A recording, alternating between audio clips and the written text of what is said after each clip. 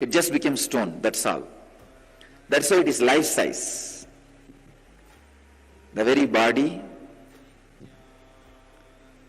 how he is standing, he just became Archavatara. Archavatara means the incarnation standing in Tirumala and gracing the whole world, whole universe, showering wealth, health, and all the spiritual benefits.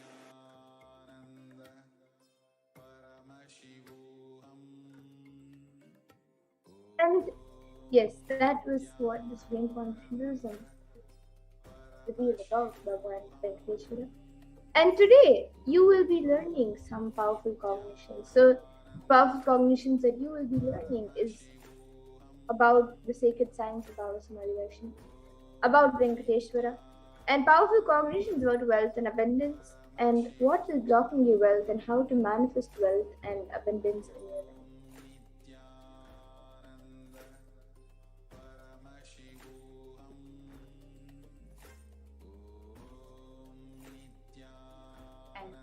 Will be learning all of these sciences and powerful cognitions through the four padas, the agamas, the kriya pada, which raises the electromagnetic force of your existence and connects you with God.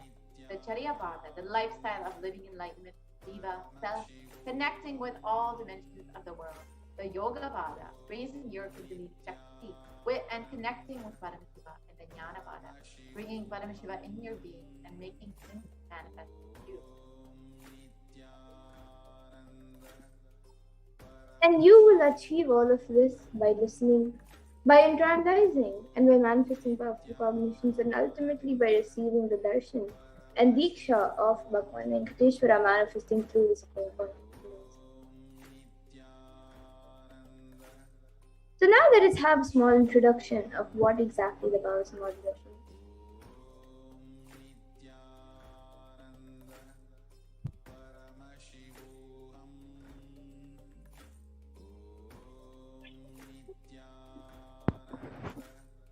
So Samadhi means one with the source, and Adi means, so Sama means one and Adi means source. So Samadhi means one with the source, and Bhava means attitude or aspect. So Bhava Samadhi means being one with through this aspect. So the aspect of Bhava you choose through that Bhava, being one with the source Samadhi, is Bhava Samadhi. Knowing that this aspect, Bhava, is ultimate Adi and being in oneness, Sama, with that is Bhava Samadhi. And a few fundamental understandings that all of us need to have about the science of Bhava Samadhi darshan is that divine cosmic beings are real. They manifest from Kailasa, the enlightened time-space zone, through deities and incarnations. And divine cosmic beings manifest through Achavataras, deities in temples, and through Bhava Samadhi darshans in Nijavataras, incarnations.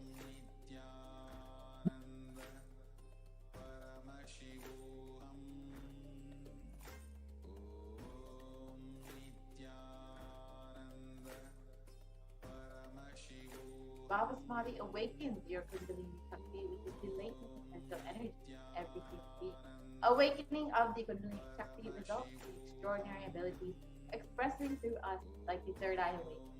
The ability to have remote vision and the ability to scan anyone's body, levitation, teleportation, and materialization. And this influx of superconscious energy that happens during the Bhava Samadhi darshan visibly slows down the aging process and improves immunity to disease. And with increasing levels of coherence, the whole brain comes alive, turning into a superconductor of conscious energies that heal, empower, and transform all of our lives.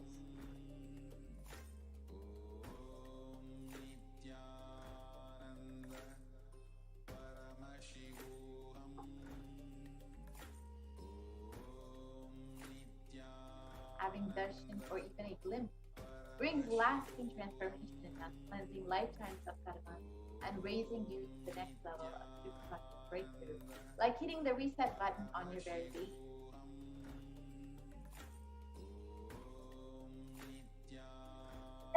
the Bhava Samadhi Darshan, another natural phenomenon which takes place in all of us is the mirroring of neurons. So our neurons mirror that of the avatar, and the mirroring neurons activate and process all the observed movements or information of the avatar just by seeing. So that is, our entire body can silently and without movement recreate what is happening distances far away, experiencing subconscious energy radiated by the avatar.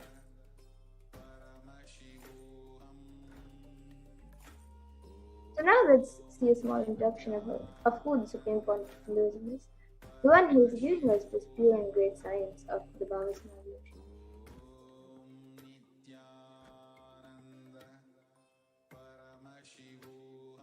So the Supreme Point of Hinduism, Jagat Guru Mahasannidhanam, His Divine Holiness Bhagavan Shri Nithyananda Paramashivam, is the reviver of Kailasa, a macrocosmic, ancient, enlightened Hindu civilization and nation. And the Supreme Point of Hinduism is the 1008th incarnation of Paramashiva for Hinduism, recognized by his predecessors who are enlightened masters and adepts. The Supreme Point of Hinduism has made the science of our manifestation, yoga, and temple-based life universities a lifestyle for humanity. And the Supreme Parashakti has been ordained as the 233rd Guru Mahasannidhanam of the Kanchi Kailasa is the incumbent emperor of the Suryavamshi Kulangi Samrajya, to the present 293rd Jagat Guru Mahasannidhanam of the Kailasonata Shamala Pita Satyakibinam, and is the present Mahamandaleshwar of the Mahanirvana Kada, the largest Pita order. And the Supreme Point of Hinduism is the 1008th Acharya Mahamandaleshwar of the Attalakada, and the present 23rd Guru Mahasannidhanam of Dharmamukti Swarga Paramadinam, and is elected as the Supreme Point of Hinduism by a congregation of over 1,000 Hindu leaders. And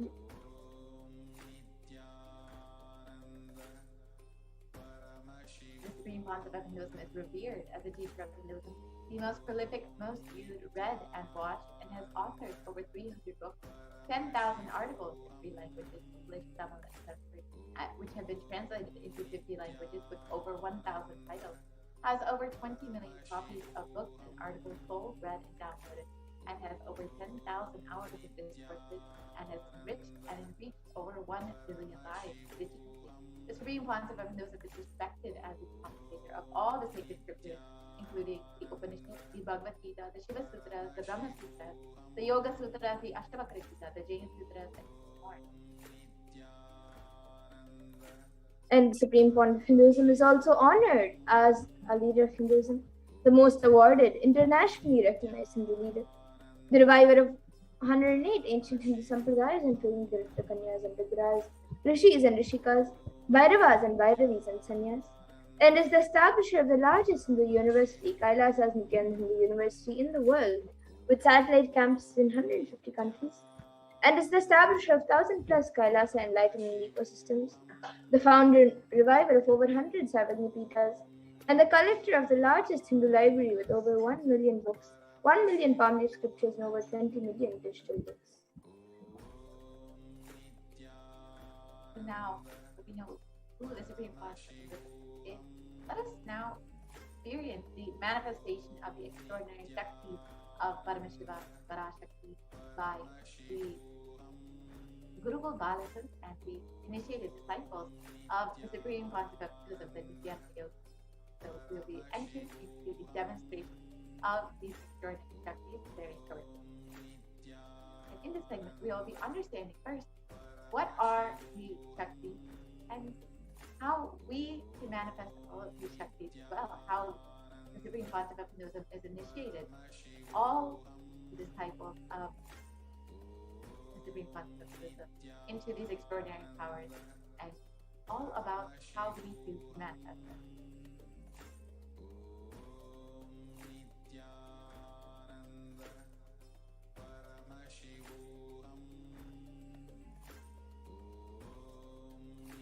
Yes. So today, the Balasans, the Nithyananda Yogis, and the initiated disciples of the Supreme Point of Hinduism will be demonstrating and sharing with all of you the experiences and results of the extraordinary manifestation awakened in us through the Diksha, the initiation by the Avatar.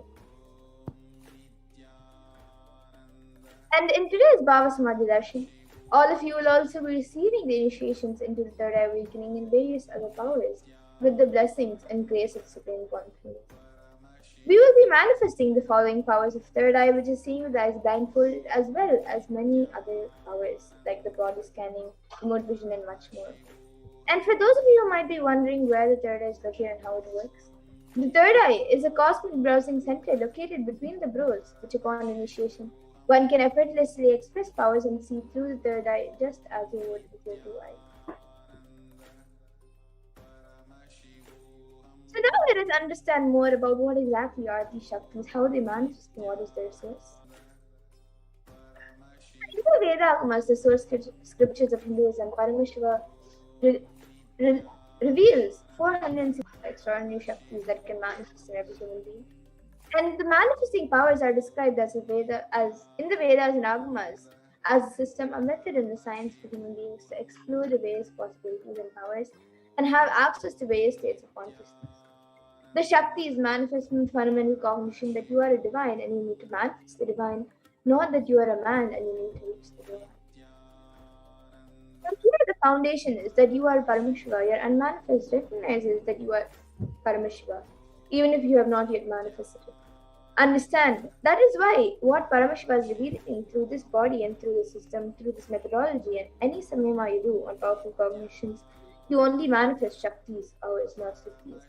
So this is revealed by the Supreme Confidence itself.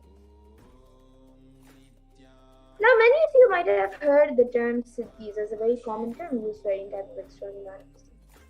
So let's look at the difference between Shaktis and Siddhis. So Shakti is expressed from the space of enlightenment as a side effect of feeling connection with the divine and high integrity with the Guru under a source of enlightenment, whereas Siddhis are powers that manifest from tapas or penance for enlightenment and are on the path of enlightenment.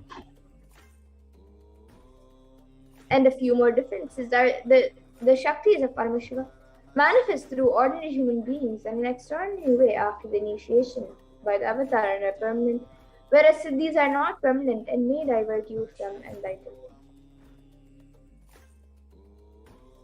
And Paramashiva, the source of all these Shaktis, is the primordial divinity in Hinduism, the ultimate reality and cause, which is self-effulgent. So I am Prakasha, all-pervading, unchanging beyond time, space, form, and causality.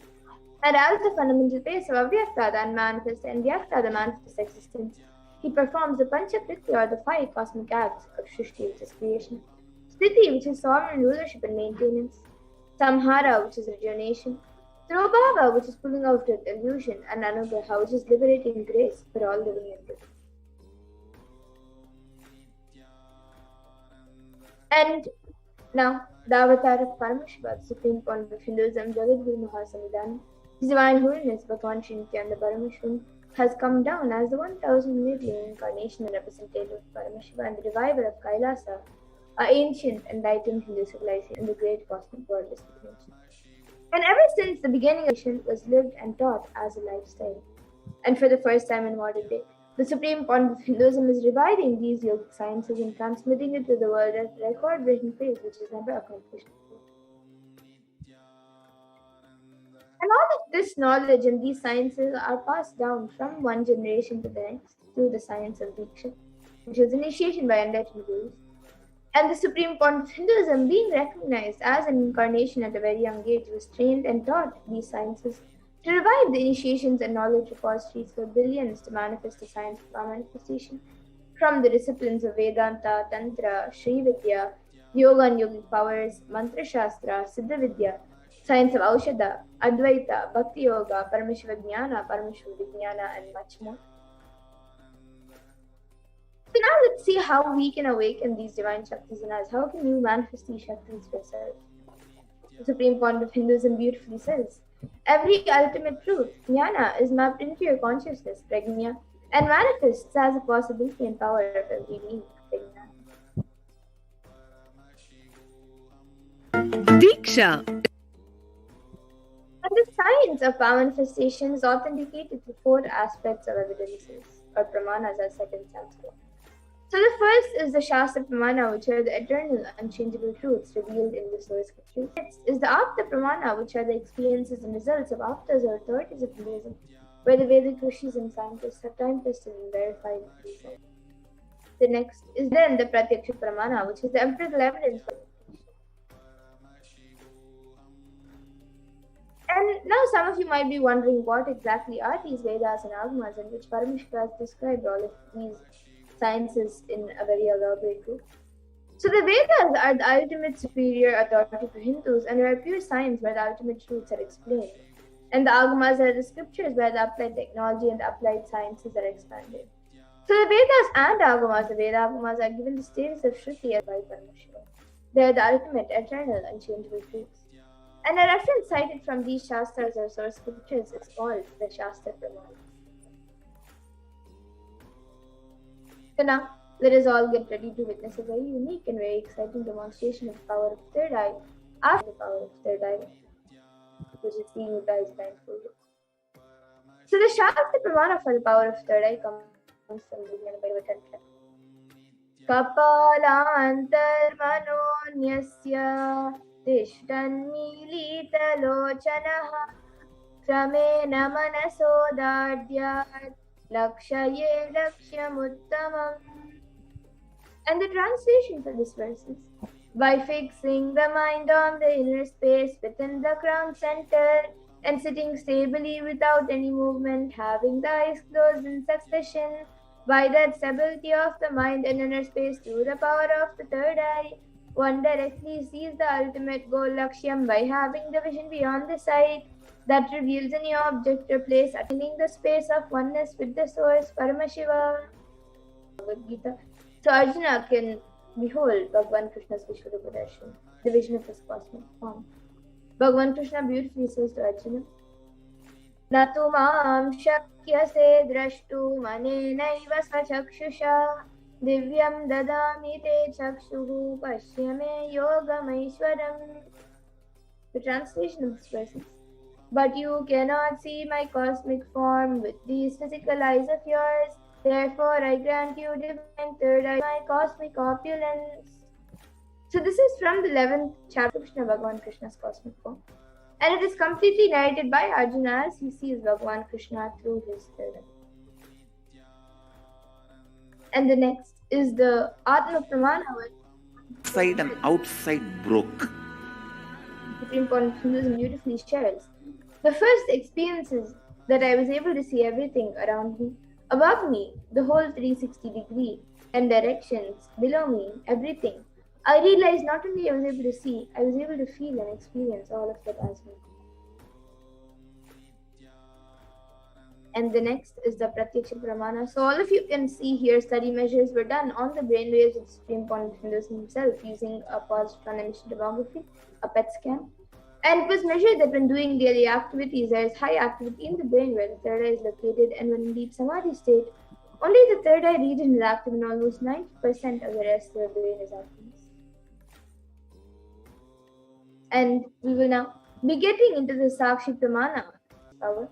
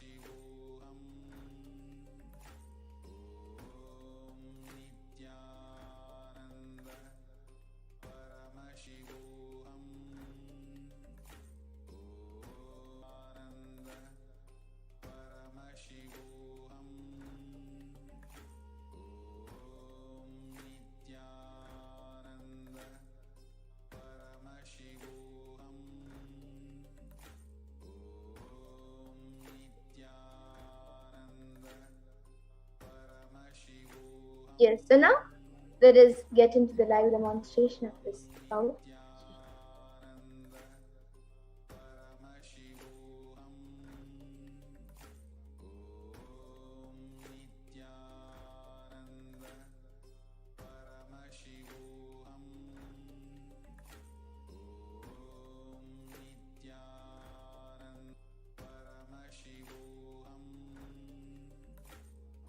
Yes, so here I have this I-band with me, which is certified by ophthalmologists. It is a thick, opaque plastic sheet, and in the back there is thick black sponge, which will not allow any type of light to enter. And into these two sockets over here, my eyes will be going into, and it will also be covering the bridge of the nose. So this I-band will be put on my eyes by a volunteer. And once that is done, any of you watching this live on YouTube, you can put your comments in the live YouTube comment section, and I will be reading out your comments. Now this I-band will be put on my eyes.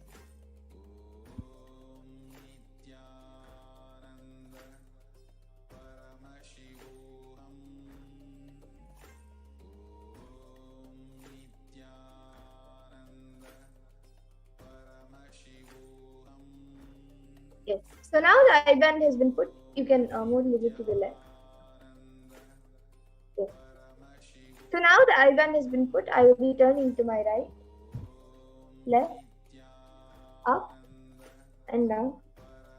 So all of you can see that the I-band has been put. There is no gaps anywhere. And now the YouTube comment section will be projected in me, and any of you will also be projecting it for you. And any of you watching this right now, you can put your comments in the live YouTube comment section, and I will be reading out the comments. So we have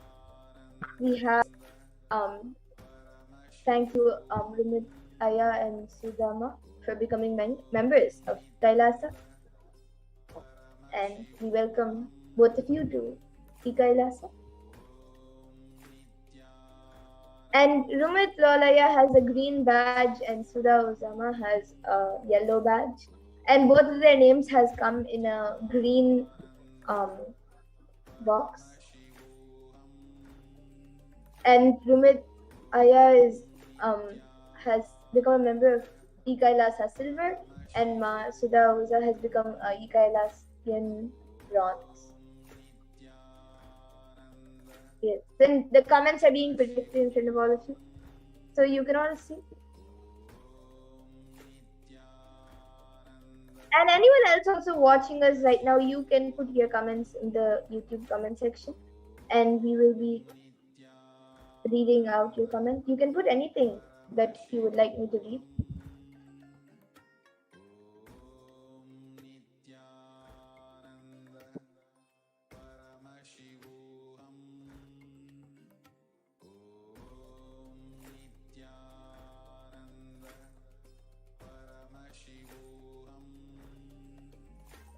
And before that, I actually here have a Guaranteed Solutions book, which is one of Swamiji's books. And I will be opening a random page in front of all of you and be reading the contents of this page. So I will be opening a random. So I opened a random page, all of you can see. And now I will be reading out this page. So this is page number 214 and 215. And on page number 214 it says, the key is to understand the difference between doing things with awareness and doing things mechanically. Doing things in the former fashion will never be, in the latter way will bind you and cause misery to you. You will be a slave. To drop an addiction, flood it with awareness. It will transform in the right way. Remember, never think that you need to drop an addiction. Anything that you resist will persist. You need to transform it by deep awareness, that's all. When you understand the language of transformation, you are on the right track. You are on the path of openness. People tell me, Swamiji, it is very inspiring to listen to you talking. Now we have to apply it in our day-to-day life and see if it will work. So be very clear, I always tell only practical things. Never think that I tell things that can't be done in day-to-day life. Actually, all I am doing is repeating the same Vedanta, but in different words. In the modern context, so that you feel comfortable listening to it. so that you feel that it is relevant to you, so that you can follow it. And there is another thing: if you read these ideas in a book, they will simply be moving from the head to the of the writer to your own head. There is no scope for any experience. But when you listen to these words from the master, from someone who speaks to you from the experience of his soul, they will enter deep into you, whether you are aware of it or not. So you can all see the page. You can all see the page.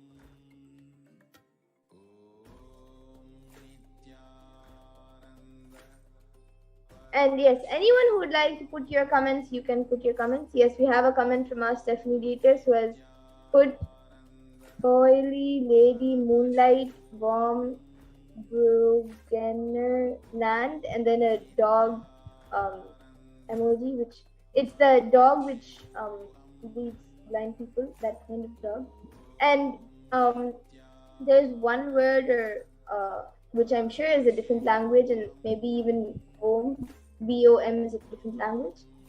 So it's COLLIE, and then Lady Moonlight, and then VOM, and then BRU with 2 dots on top, then GGENER, and then land, and then the dog emoji. Yes, we are projecting the comments for you all, if you can see.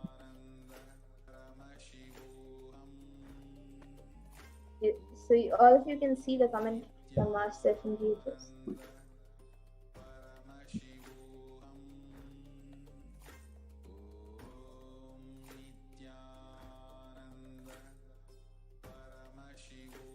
Yes. So now, with that, I request the volunteer to now remove the eyeband. And we will now be moving to the next power, the power of body scanning. So anyone who would like body scan can put your comments in the YouTube comment section. Or if you can see the eyeband removed. Yes. So or if you can see the eyeband, it's just as it was before. And now we will be getting into the next power, the power of body scanning. So anyone who would like a body scan can put your comments in the YouTube comment section, and we will be doing a body scan for you after going through the pramanas for scanning. So the first, the Shastra Pramana for the power of body scanning comes from Nithyananda. Swadehe jagato vapi sukshma sukshmatarani cha tattvani yani nilayam dhyattvante vyajyate para. And the translation for this verse is: cognize deeply from the subtlest constitutive principles of your whole body, Swadeha, or the whole universe simultaneously consists of the essential reality. They are being absorbed in their source cause, Paramashiva. By the experience of such restful awareness, one becomes complete from all thoughts, and the ultimate universal divine power, Paradevi, Adi Shakti is revealed, and supreme power manifestation happens.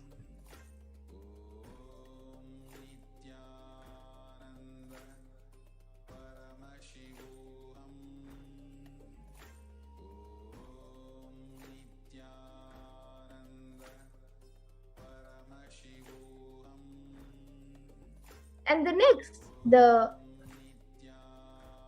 Pramana for this comes from the life of Siddha, whose name is Tere. And he was one of the prominent disciples of Agastya. And one day a man suffering from severe headache comes to Agastya for healing. And Agastya then uses the power of body scanning and identifies the root cause of the headache. He reveals that there is a small Tere, a type of frog, sitting in the person's brain. And Agastya immediately instructs his disciple Tere to perform an open head surgery and remove the frog. And once the surgery is completed successfully, the person is healed and cured of a headache, and thus Tere gains his name. And then the next is the Atma Pramana, which was revealed by the Supreme Pontiff Hinduism himself on the 22nd of December 2019, of how he uses the power of body scanning. Paraphrasing his words: only when I had the multiple compound hand fracture, I was forced to go for surgery, and therefore for medical checkups related to that. At the time, they detected heavy metal quantity in my different organs. It was revealed that I had been poisoned without our knowledge. I immediately used diagnostic methods instead of medical facilities to study the body condition due to the poisoning.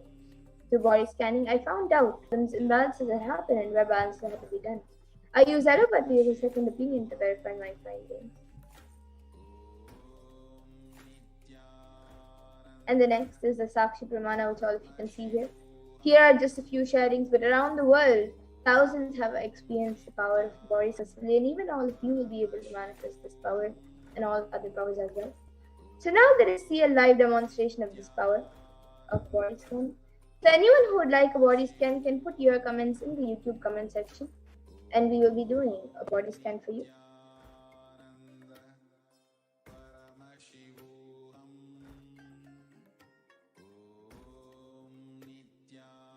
Yes, so Rahul Aswanyaya has put, I'm interested in body scanning and to know what is the incompletion in wealth consciousness. Yes, Aya. Now I will be doing a body scan for you, Aya. Rahul Aswanyaya.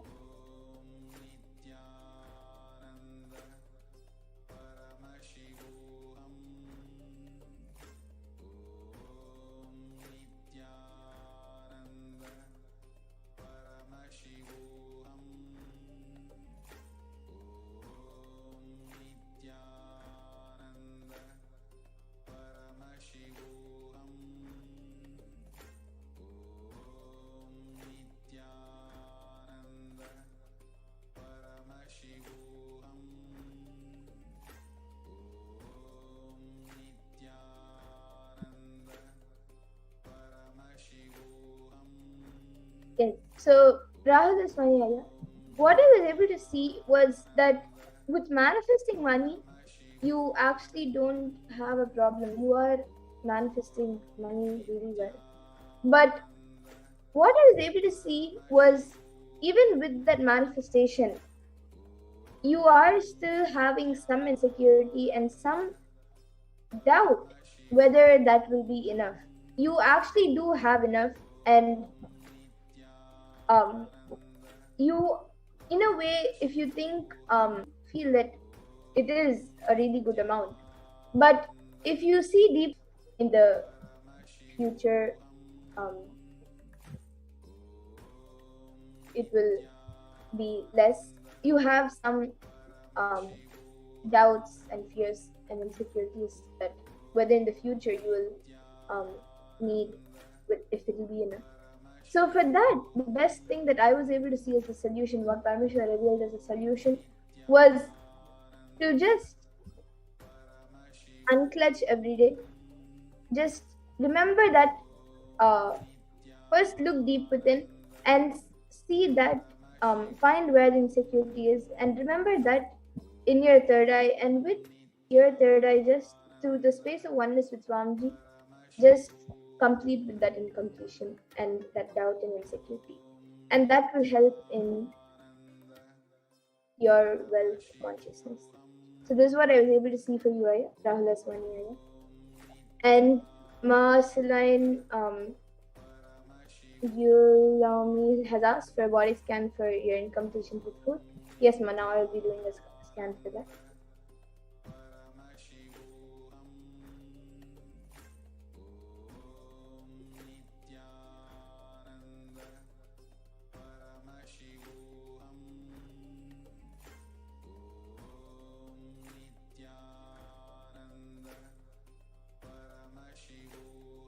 So, Masile, what I was able to see for you is that your incompletion or whatever you feel, it is not directly actually with food, but it is actually something with your body. So you feel,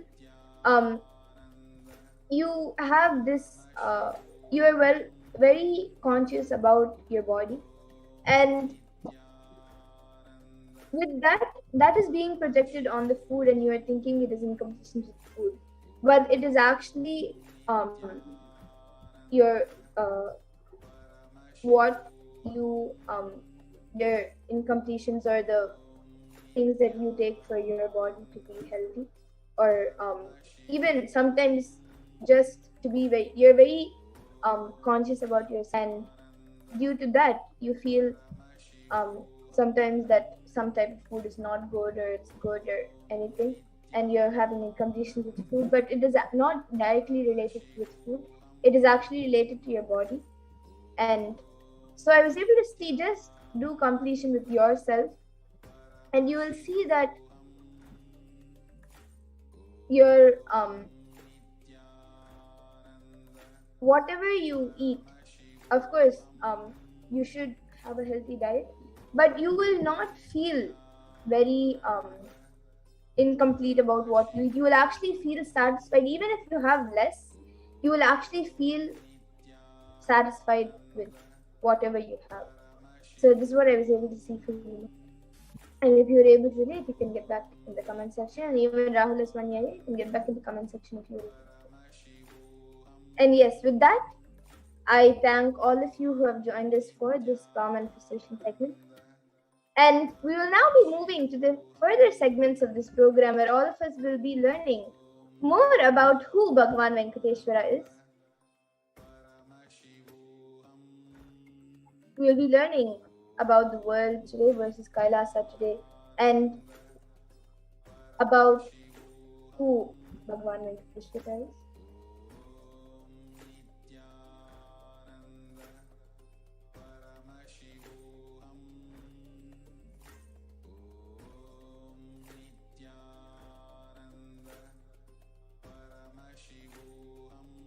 So let us first look at the world today versus Kailasa today. All of us know that in the world today, due to the pandemic and various other natural disasters, unnatural disasters, and a lot going on, the world is suffering.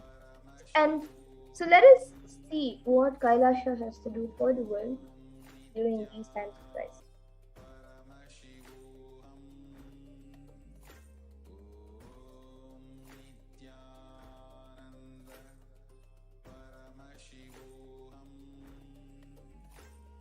So all of us, as I said before, all of us know that the world is going through a lot of crisis. And here you can see how 18 years of growth was wiped out in just 2 months. So here you can see a UK monthly GDP index, which shows how 18 years of growth is wiped out in just 2 months.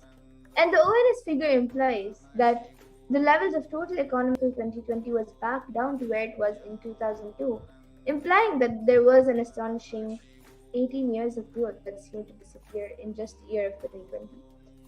And the spiritual solution, Kailasa, you can see that in the history of economy, the economic history, Hindus were contributing to over 40% of the world's GDP.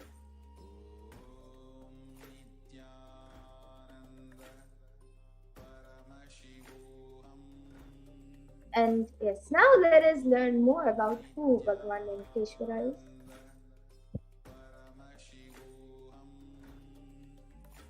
So Venkateshwara is one of the most powerful modern day incarnations that happened in Kali Yuga. Mahavishnu came down as Sheshadri and Bhudevi took birth as Padmavati. And they got married and stayed in Narayankarth with the body for at least 200 years and created a beautiful kingdom, blessing the devotees with wealth, health, and all the auspicious things.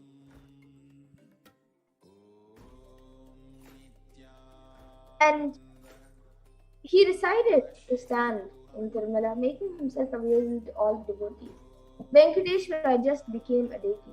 The body of how he's standing now, he just became like that, the Archavatara. And the Archavatara means the incarnation in the form of a deity to receive all the worship and devotion of devotees. So Srinivasa became Archavatara, standing in Tirumala, embracing the whole world and the whole universe, showering wealth, health, and all the spiritual benefits.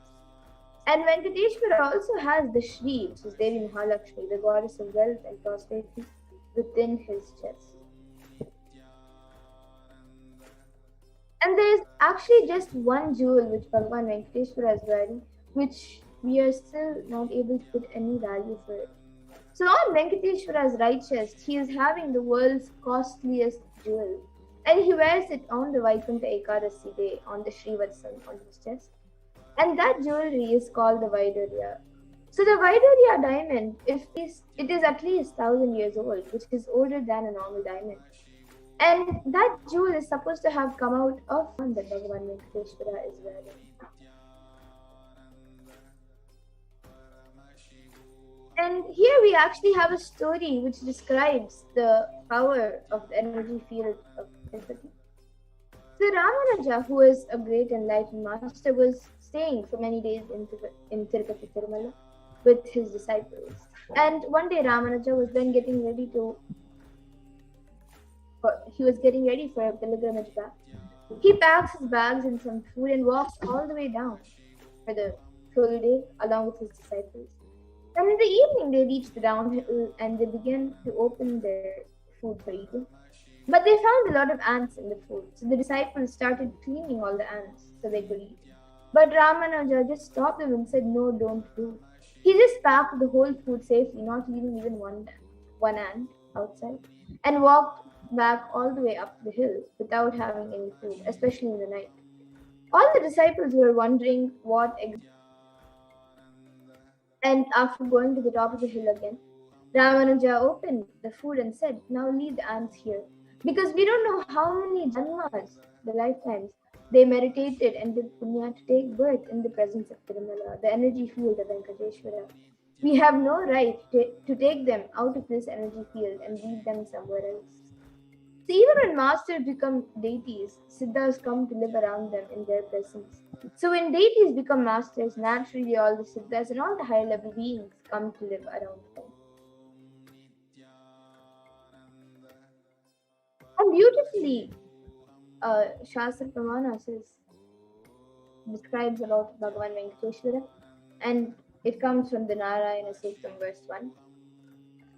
Sahasra Shirsham Devam Vishwakam Vishwashambhuvam Vishwam Narayanam Devam Aksharam Paramam Padam.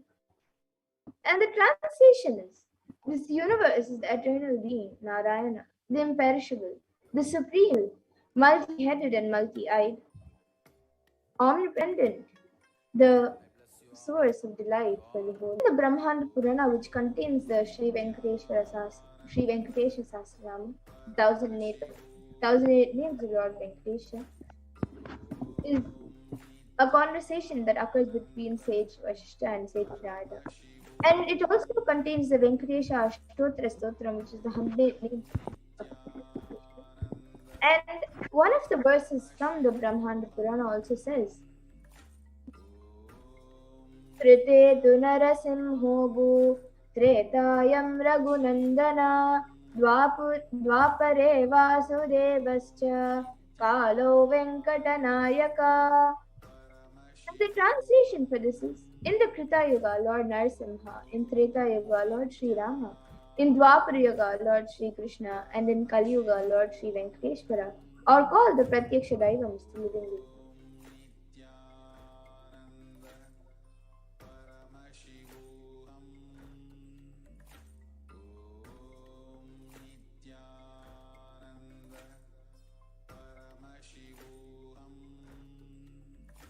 Venkateshwara is the very muscle memory of the Supreme Concept of Hinduism.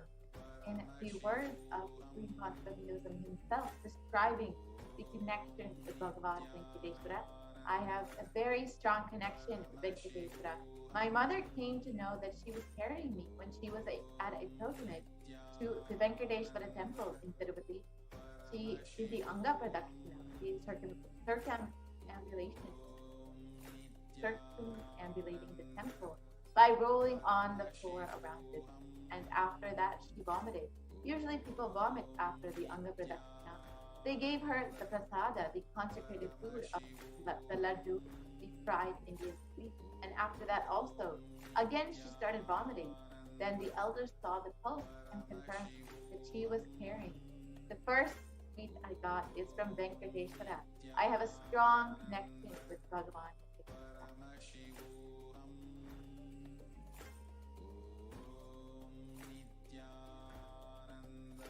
And in the Vishnu Sahasranama, Parashakti, verse 6, it beautifully describes benefits of worshipping Bhagavan Venkateshwara. It says, Yasha prapnoti vipulam yati pradanyameva cha achalam shriyam apnoti shreya prapnotyamuttamam. The translation is, he becomes endowed with great reputation and becomes the foremost amongst his kith and kin. He acquires unending this world and unexcelled prosperity in the other world, which is liberation. Bhagwan Venkateshwara bestows all the Ananta Kalyana Gunas, the divine auspicious qualities, and the one who worships him will be showered with abundance in birth life.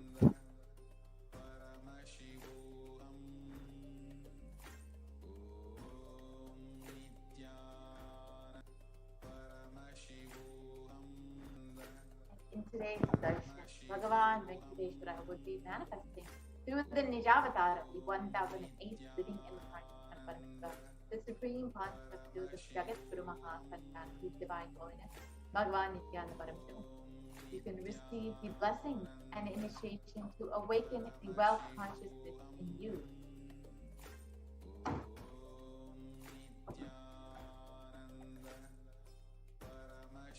So, in the Vedic tradition, we have two dimensions of wealth creation, Shankanidhi, and then the second is the Padmanidhi.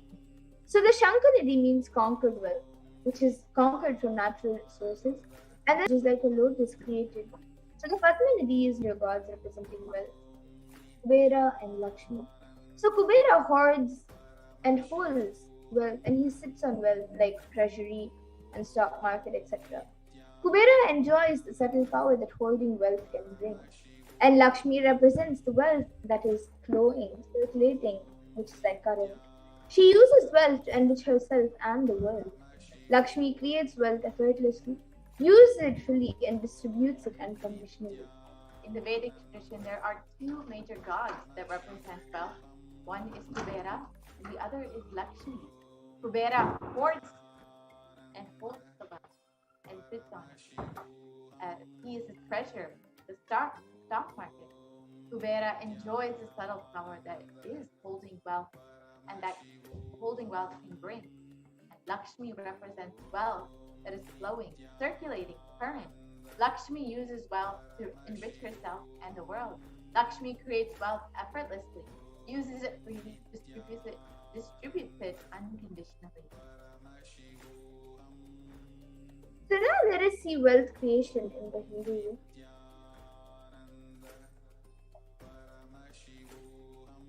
So life can be equated to two things. One, the ability to achieve what you want in the inner and outer world. And two is getting stuck in both the worlds. So these are the only two equations.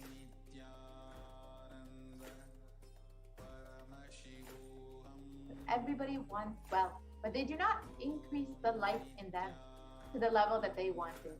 Wealth can be equated to the life energy that is expressed in you. It is a straight equation because as a noun, a normal man has wealth as the first priority in the life. So if you do not have wealth, don't blame anybody. You are not expressing life in you. Life energy is not happening in you. And creating wealth is an intrinsic part of life. Krishna says very beautifully in the Gita, Gahano Karmano Gatihi. The universe by itself, by its nature, works. If you have at least the goal of creating wealth, you will be creative. Your energy will be channeled properly. The first priority in life should be for moksha, enlightenment. Till that happens, the second priority can be created.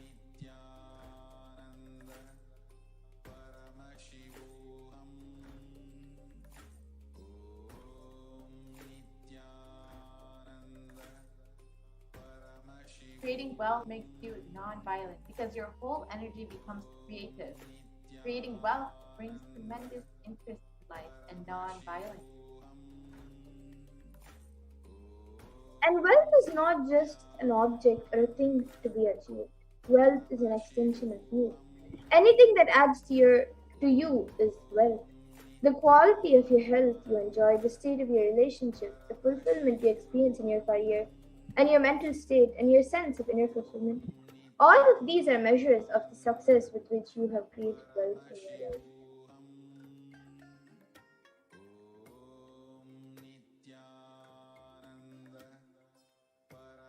Wealth is not even just currency. Money is one type of wealth. Currency is another type of wealth, and the assets are one more wealth. Being alive and active is also another wealth. All the four put together is wealth. Money, currency, assets, being active.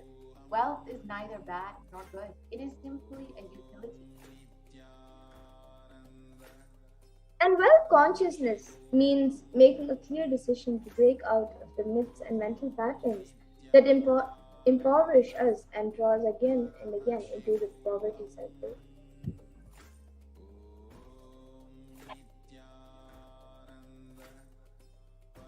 So, as the Supreme Pontifical Buddhism has always said, you do not manifest your desires, you manifest your cognition.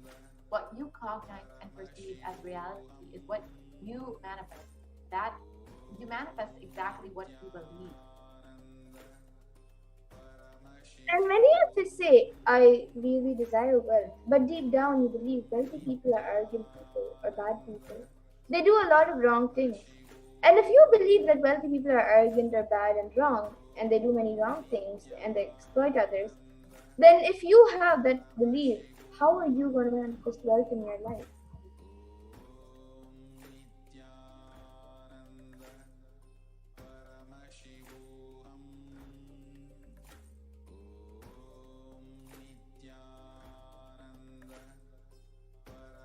Your perception is the material out of which your reality is made. If you desire wealth, but you believe deep down, you perceive, you cognize that wealthy people are bad, or wealth is too much responsibility, naturally you will not manifest wealth in your life. The gap between your desire and your perception is called the mental pattern. So let us now look at all the beliefs that you carry about wealth.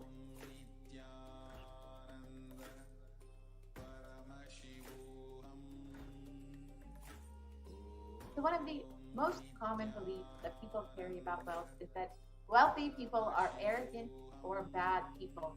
And you carry this deep resistance of wealth inside of you, leading you to not accumulate wealth. And even if you accumulate wealth, you will carry the guilt of having this wealth.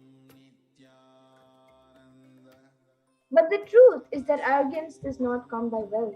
Arrogant people will be arrogant whether they have wealth or not. Arrogant means behaving as if you are more important than or no more than other people.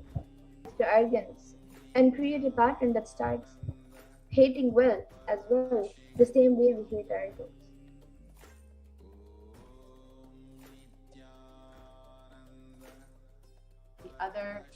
Another common belief that we carry about wealth is that poverty is good. Deep inside of us, we label poverty as a good quality. We feel reverence and respect for poverty. Then how are we going to generate wealth, poverty so highly? And another common belief is that handling wealth is more responsibility. We may feel uncomfortable that whatever I want, I will not get. You maybe actually came to this conclusion by looking at some wealthy people who did not have time for themselves. That is the truth.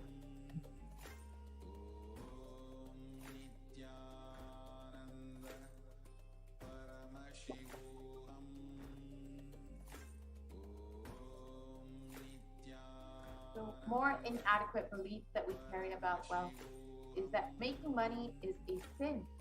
However, the truth is that you can create as much wealth as you can. Celebrate it, share it. Wealth consciousness is life. High creativity with high responsibility. And another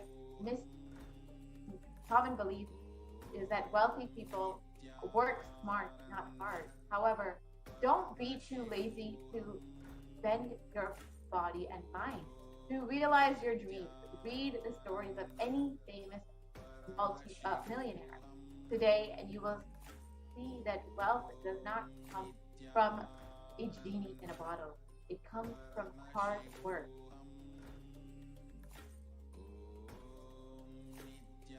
And another inadequate belief that many of us have on wealth is that you have to be worthy of it. But the truth is that wealth serves those who are wealthy in their very consciousness.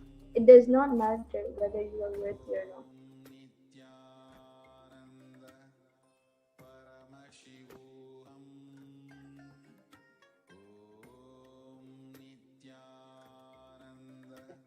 And in the coming segments, we will be understanding the secrets of attracting wealth as revealed by the Supreme Concept himself.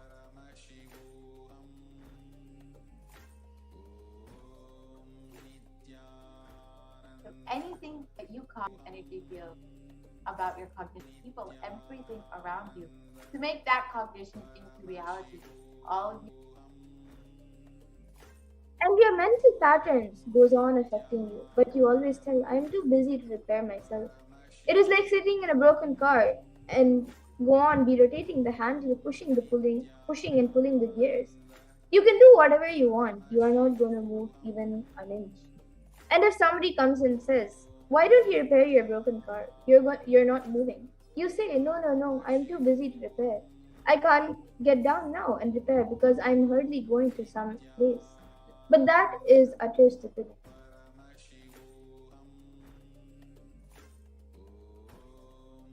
So, first thing that you need to understand that it is possible to generate, create wealth in your life. You may be desiring to have wealth, but you may not be believing or perceiving and cognizing it as your possibility. The first and foremost important step that we need to do is create an energy field of attracting wealth.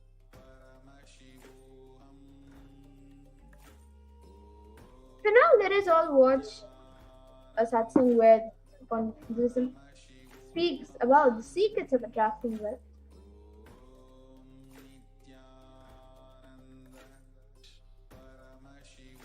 The first step we need to do,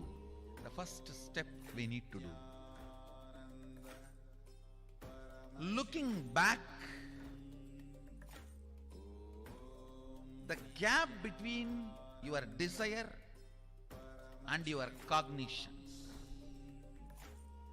How you started perceiving wealth, money. How you started perceiving.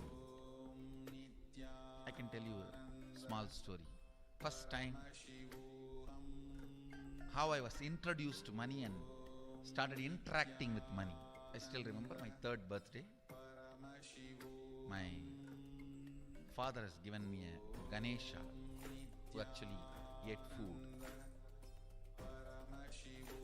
If you have read my biography, you would have read the incident. If you are interested, you can go to YouTube where I have narrated the whole story. I was given that Ganesha as a gift and I was so curious and busy with playing with the deity. And then in Indian village we have a habit, all the family elders will give coins on the birthday as a gift to the kids. So I was sitting and playing with my Ganesha and all the family elders came. I am supposed to bow down to them. It's a tradition. So I touch their feet and they will give money. A lot of money got collected. Some 70, 80 rupees. In those days it's a big money. And for a kid it's a... And it was too much of coins and notes. So my father helped me to pack the whole thing in a hand. So I looked at him and asked, what should I do with this? He said, you can buy whatever you want. I said, I don't need anything. I only wanted this Ganesha. You already gave it to me. I don't need anything. He said, then you can give it to anybody you want. So I just called all my cousins, brothers, everyone was playing. I grew up in a large joint family. 27 of us grew up together. So it's almost like a one school, small school. So all of them are playing. I called in my loud voice, hey, anybody wants to come and take this money? I don't want it. So 4-5 kids were running and my elder brother ran fast and took the whole thing, whole hand key. My father told me to tell my elder brother to share everyone, to share with all. I said, I have decided I don't want. And I said, whoever wants, take it. So he took it. How can I interfere in this after that? It's up to him. I will not even interfere, giving any further instruction to how they should share or who should share and all that. I said I don't want. That's my first relationship with money. I still see very clearly that's the same relationship.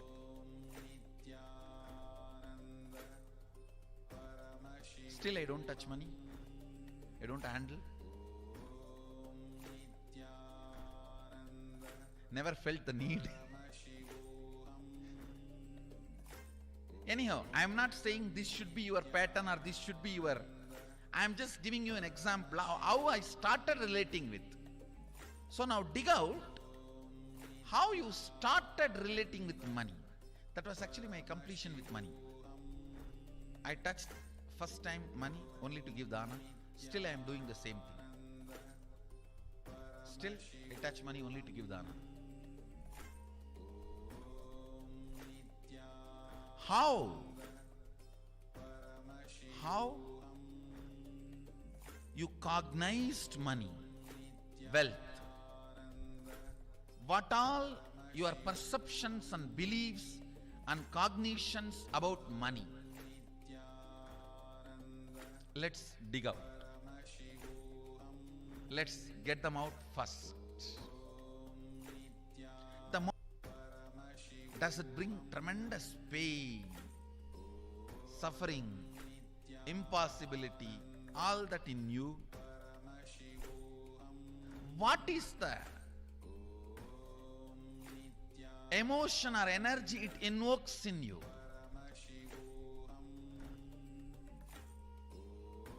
So put your pen to paper and just keep writing whatever comes to your mind. If you feel tortured, irritated, the moment you think of money, whatever you think, money is difficult, money is impossible, money is, unless you cheat you can't get the money, even if you cheat it, somebody will cheat from you. So much goes on inside you about money, with money. Just spend few minutes on cognitions we have about money. Listen, the first step we need to do now, cleaning up, completing these mental thought patterns, the incompletion patterns related to wealth, and stopping them from recurring. Please understand. Biggest problem is when you do not recognize something as a pattern, it continues to exist in you and recur. Please understand. For example, today you remember, yes, I have a lot of incompletions and patterns.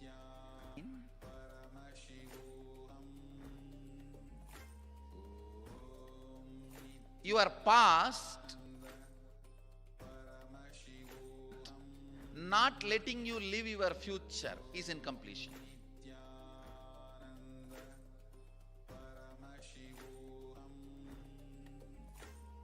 It has no logic. Because love of somebody, decide never to love again.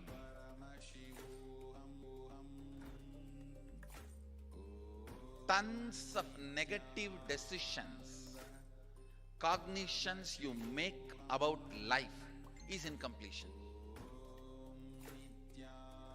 I'll give you one small example. 8-year-old kid is in the classroom, teacher asks, who is the first? The kid jumps on the bench and shouts, Mahatma Gandhi. Naturally, the whole class laughs. as Mahatma Gandhi is not. Neither is Mahatma nor he is first Prime Minister. Okay, let's leave it. When the whole class laughs, she decides never to come in the front, jump up and be active. Even after 50 years, if she becomes a CEO of a company, in the team meeting, she will be telling her ideas to somebody else and somebody else will be presenting. Even if she is the head of the meeting, she will continue to suffer the decision she made at the age of 8. How many of you see this is happening even in your life in some form? That is what I call incompletion. Means by Sadashiva in Agama. Sadashiva is the first Guru, Adi Guru. He explains in Agama. Of course, the moment I utter this word, many will have many questions. What? Sadashiva? He was supposed to be God. Was he Guru? He was supposed to be energy. Was he teaching? Let me be very clear. He is the pure consciousness beyond time and space, but he also assumed form within the time and space. The formless came in form many times and taught the great spiritual truths to the world. We should not even use the word peace, is the right word.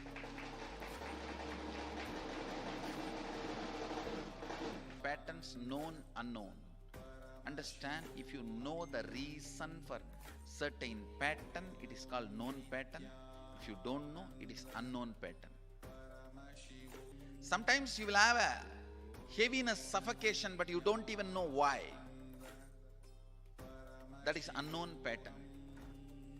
Sometimes you know why you are going through what you are going through. That is known pattern. Known or unknown, you can complete. You can be out of it. It is possible. It is possible. I'll explain the science of completion. Understand, this one technique can help you whether you want to get rid of your headache or your whole ignorance and get into enlightenment. Whether you want as simple as healing your headache, complicated as enlightenment. Everything this one technique can give you.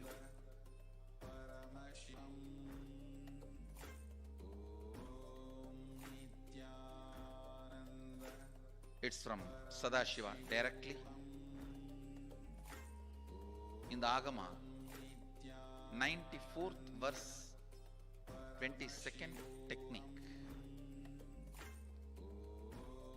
The chapter is called Shivajnanopanishad and also called as Vijnana Bhairava.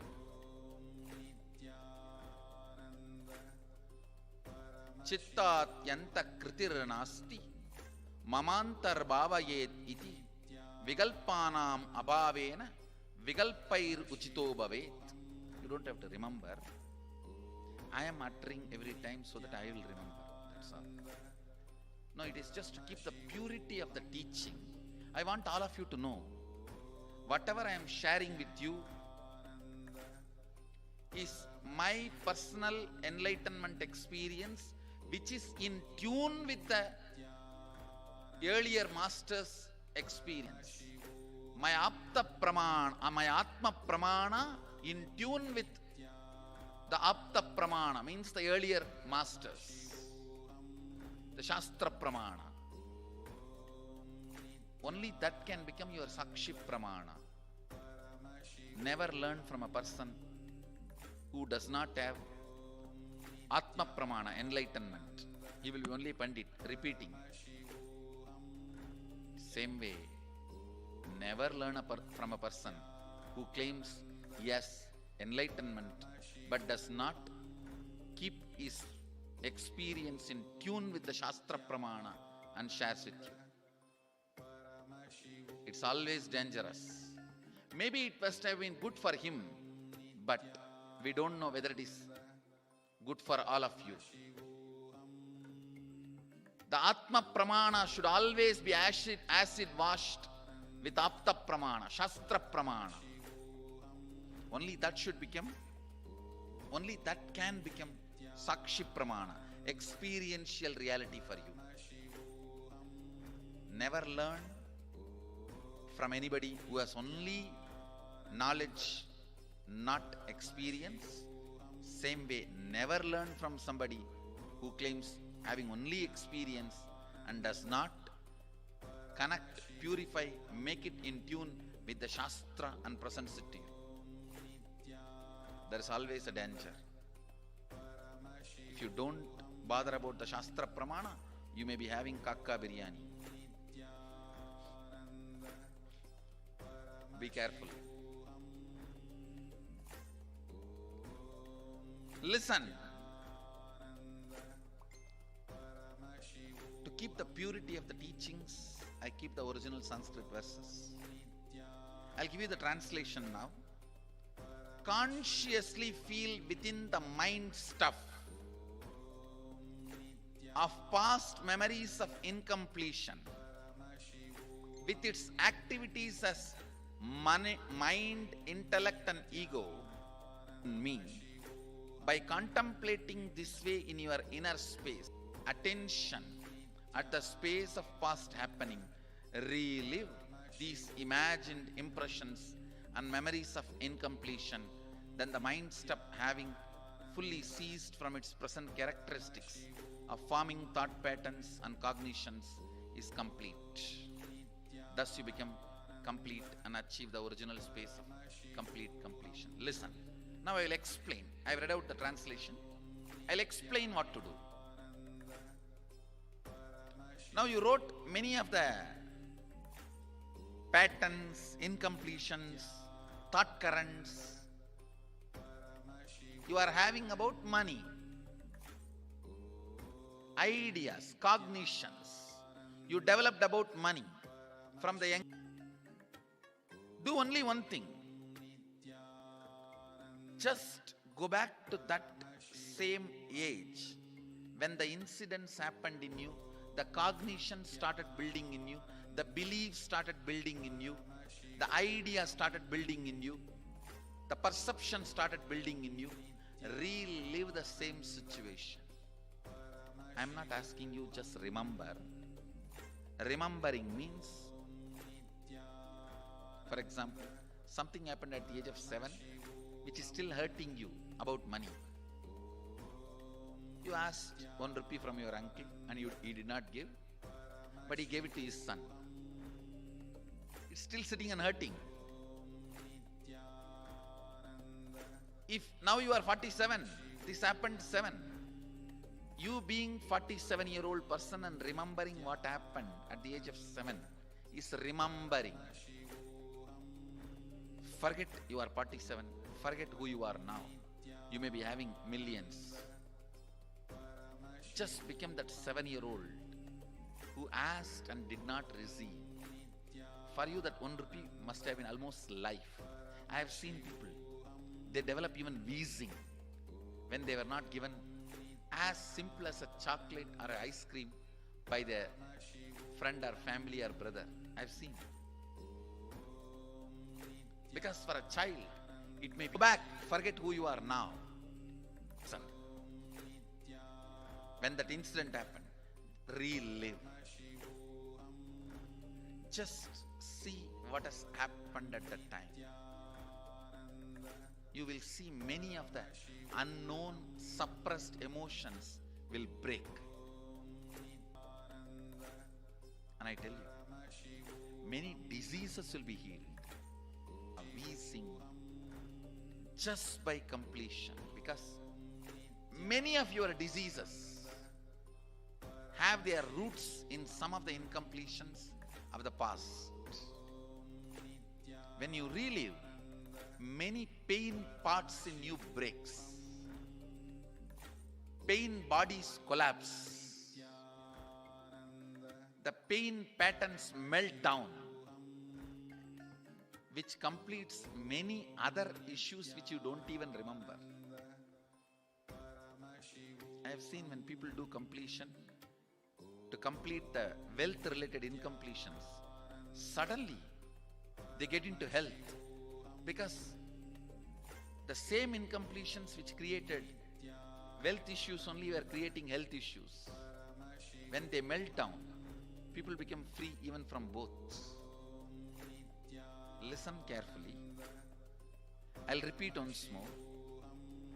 Now you would have written so many patterns, incompletions, thought currents, ideas, cognitions.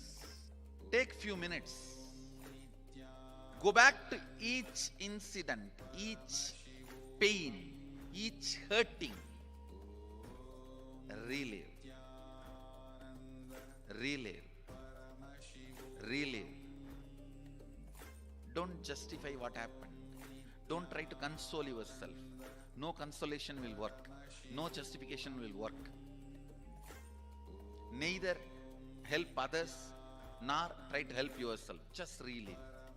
I've seen when somebody has tears, others try to console. No, relax. You are not more compassionate than me. Let me do that job.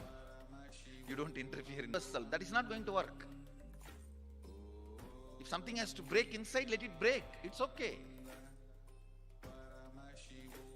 When you relive, the powerlessness, incompletion loses power over you. I'll guide you step by step. And I commit with you, I'll lead you all to completion. And I know how to awaken, trigger the incompletions in you and break them. Help you to relive and relieve. I am supporting all of you. Have courage. Let's clean up.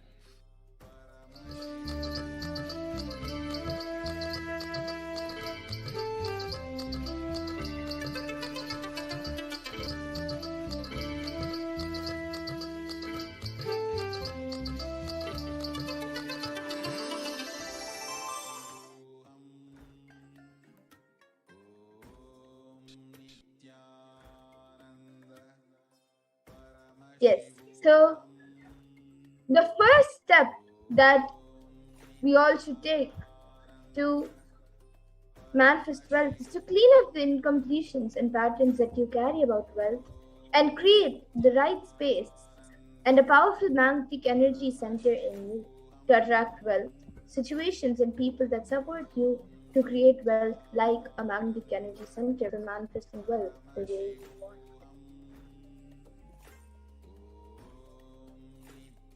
So let us now do a small exercise where you can start digging out all the incompletions that you have about money. Just keep writing whatever comes to your mind. The moment you remember money, does it bring tremendous pain, suffering, or impossible in you? Whatever is the emotion or energy that is invoked in you, just start writing it down. And the moment you think of money, whatever you feel and you think, whether it's money is difficult, money is impossible, or unless you cheat, you can't get money, or even if you cheat somebody, someone else will cheat from you. So much goes on inside you about money when you think about it. So all your incompletions with money, which you have, just spend a few minutes and write it down. So you can dig out all the incompletions, beliefs, mental patterns that you have, and the perceptions and cognitions that you have about money. So, yes, let us sit and go through this process intensely.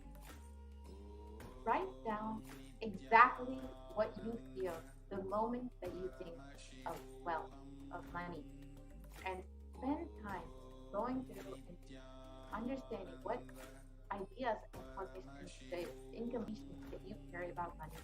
You just spend a few minutes writing all of those incompletions down, writing all the beliefs, the mental patterns, and the perceptions that you carry about money, whether it is, again, the the example that money is difficult to obtain, money is too much responsibility, money is unachievable, impossible, whatever it may be.